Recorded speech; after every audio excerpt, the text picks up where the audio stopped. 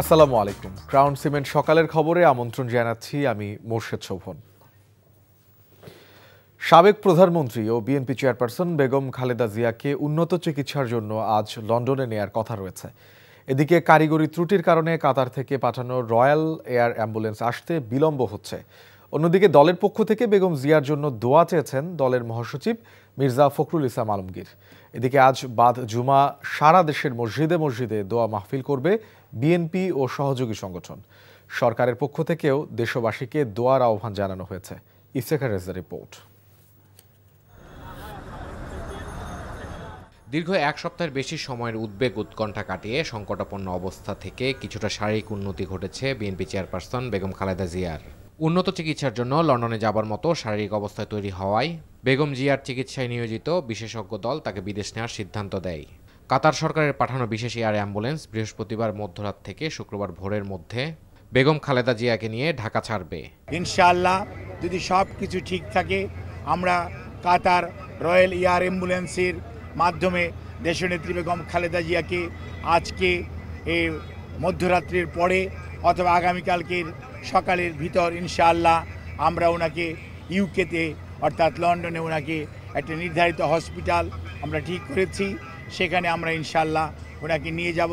23 November ফুসফুসের সংক্রমণ সহ বেশ কিছু শারীরিক জটিলতা নিয়ে রাজধানীর এভার কেয়ার হাসপাতালে ভর্তি হন বেগম খালেদা জিয়া। অবস্থার অবনতি হওয়ায় পরে তাকে নেওয়া হয় নিবিড় পরিচর্যা কেন্দ্রে। হাসপাতালে দেশি চিকিৎসকদের সমন্বয়ে গঠিত বোর্ডের সাথে ভার্চুয়ালি যুক্ত হন বিভিন্ন দেশের চিকিৎসকরা। খালেদা জিয়ার উন্নত চিকিৎসা নিশ্চিতে লন্ডন নিয়ে যাওয়া নিয়ে যখন সংশয়, তখন যুক্তরাজ্য থেকে ইন্টেনসিভ কেয়ার বিশেষজ্ঞ ডাক্তার রিচার্ড বিলি ও চীনের বিশেষজ্ঞ চিকিৎসকদের দুটি দল বাংলাদেশে আসেন বেগম জিয়ার সব ধরনের ঝুঁকি যাচাইয়ে। সবকিছু বিবেচনায় নিয়ে লন্ডন যাত্রার বিষয়ে চূড়ান্ত সিদ্ধান্ত দেয় চিকিৎসক দল। দেশনেত্রী বেগম খালেদা জিয়ার মেডিকেল বোর্ডে দেশের বাইরে থেকে প্রফেসর ডাক্তার রিচার্ড বেল এবং ইউএসএ থেকে প্রফেসর ডাক্তার হাইবুর রহমান লুলু, বেইজিংয়ের ন্যাশনাল হার্ট ইনস্টিটিউটের সর্বোচ্চ পর্যায়ের বিশেষজ্ঞ চিকিৎসকদের সমন্বয়ে গঠিত মেডিকেল বোর্ডের সর্বসম্মত সিদ্ধান্ত মোতাবেক ওনাকে দেশের বাইরে নেওয়া হবে। এদিকে বিএনপি চেয়ারপারসনের গুলশান কার্যালয়ে এক সংবাদ সম্মেলনে দলটির মহাসচিব মির্জা ফখরুল ইসলাম আলমগীর বেগম খালেদা জিয়ার সুস্থতা কামনায় দেশবাসীর কাছে দোয়া চান। আমরা পরম করুণাময় আল্লাহ তাআলার কাছে এই দোয়া চাচ্ছি যে আল্লাহ তাআলা তাকে যেন সুস্থভাবে নিয়ে যান, নিরাপদভাবে নিয়ে যান এবং সুস্থভাবে আমাদের মাঝে আমরা যেন তাকে ফিরে পেতে পারি। এভার কেয়ার হাসপাতাল থেকে হযরত শাহজালাল আন্তর্জাতিক বিমানবন্দর পর্যন্ত হেলিকপ্টারের যাত্রা নির্বিঘ্ন ও ত্রুটিমুক্ত করতে দেওয়া হয় সেনা ও বিমান বাহিনীর যৌথ মহড়া। Iftekhar Reza, NTV news, Dhaka. ঢাকায় মধ্যরাত থেকে ভোরে শীতের অনুভূতি থাকলেও গ্রামাঞ্চলে হিম হাওয়া ও কুয়াশা ঢাকা প্রকৃতিতে দাপুটে শীত। কয়েকদিন ধরে হিমালয়ের পাদদেশের জেলা পঞ্চগড়ের তেঁতুলিয়ায় দেশের সর্বনিম্ন তাপমাত্রা বিরাজ করছে। তাপমাত্রা ওঠানামা করছে 11 থেকে 12 ডিগ্রি সেলসিয়াসের ঘরে।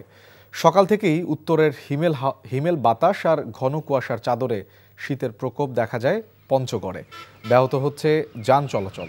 শীতে বেশি কষ্টে রয়েছেন কর্মজীবী, দিনমজুর ও ছিন্নমূল মানুষ। এদিকে সরকারি বেসরকারি বিভিন্ন হাসপাতালে বাড়ছে শীতজনিত রোগীর সংখ্যা। এদের বেশিরভাগই শিশু ও বৃদ্ধ। আবহাওয়া অফিস জানায় চলতি মাসের মাঝামাঝি সময়ে দুটি শৈত্যপ্রবাহ বয়ে যেতে পারে এ জেলায়। আগামী 11 ডিসেম্বর ঢাকায় আসবেন ব্রাজিলের বিশ্বকাপ জয়ী অধিনায়ক কাফু ও আর্জেন্টাইন সাবেক তারকা forward Claudio Caniggia. Latin Bangla super কাপের শুভেচ্ছা দূত হিসেবে আসার কথা তাদের। আরও জানাচ্ছেন কুশল ইয়াসির।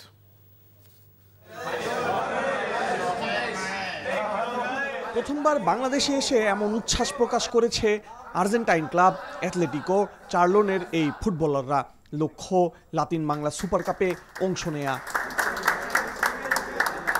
জাতীয় স্টেডিয়ামে আয়োজন হতে চলা এই টুর্নামেন্ট খেলবে ব্রাজিলের ক্লাব সাও বার্নাদো। লাতিনে এই দুই ক্লাবের অনূর্ধ্ব 20 দল লড়বে বাংলাদেশের রেড গ্রিন ফিউচার স্টারের বিপক্ষে। সম্প্রতি চীনে অনূর্ধ্ব 17 এএফসি বাছাই পর্ব খেলা বাংলাদেশ দলের 19 জনই রয়েছে এই দলে। তাদের সঙ্গে যোগ দিয়েছেন আরও 4 জন প্রবাসী ফুটবলার। ক্যাসপার আছে সেন্ট্রাল ডিফেন্ডার, ভালো হাইটের, আমরা তাকে ট্রায়ালে দেখছিলাম ভালো। ইব্রাহিম আছে হোল্ডিং মিডফিল্ডার, বিতো আছে, বিতো ফরওয়ার্ডে সব জায়গায় খেলতে পারে, প্রবাবলি তার ফার্স্ট চয়েস পজিশন হচ্ছে নাম্বার 7 লেফট উইঙ্গার খেলে। আর ঈশান মালিক আছে, ঈশান মালিকে আসলে ছেলেটা একদম কম বয়স। I know they're obviously আমাদের প্রতিপক্ষ বেশ শক্তিশালী, প্রস্তুতির সময় হাতে খুব কম পেয়েছি, তবে মাঠে সেরাটা দিতে চাই। they're very technical and they know how to play football, so we just have to match that.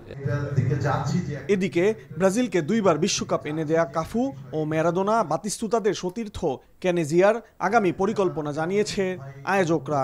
আমরা একটা গালা ডিনার এবং একটা ছোট্ট কালচারের আয়োজন করতে যাচ্ছি, যেখানে আমাদের আশা করছি জেমস ভাই থাকবেন। প্রথমত হচ্ছে এই মাঠে যারা দর্শক থাকবেন, দর্শকের মধ্য থেকে লটারির মাধ্যমে আমরা কিন্তু 10 জন ভাগ্যবান যারা থাকবেন তারা সরাসরি মিট করতে পারবেন এই স্টারদের সাথে, এই লিজেন্ডদের সাথে। 12 ডিসেম্বর এই 2 ফুটবল তারকার সঙ্গে সাক্ষাতের সুযোগ পাবেন দর্শকরা। ফুসল ইয়াসির, এনটিভি নিউজ, ঢাকা। ফুটবলের আরও খবর। যুক্তরাষ্ট্রের ওয়াশিংটন ডিসির জন এফ কেনেডি সেন্টারে অনুষ্ঠিত হবে 2026 ফুটবল বিশ্বকাপের ড্র।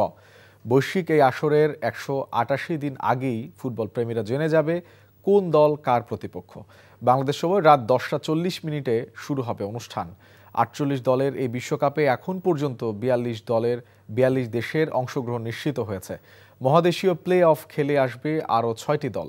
সর্বশেষ ফিফা র্যাঙ্কিংয়ের উপর ভিত্তি করে 48টি দলকে 4টি পটে ভাগ করা হয়েছে। প্রতিটি পটে থাকছে 12টি করে দল। ফিফা আগেই চূড়ান্ত করে রেখেছে স্বাগতিক 3 দেশের গ্রুপ।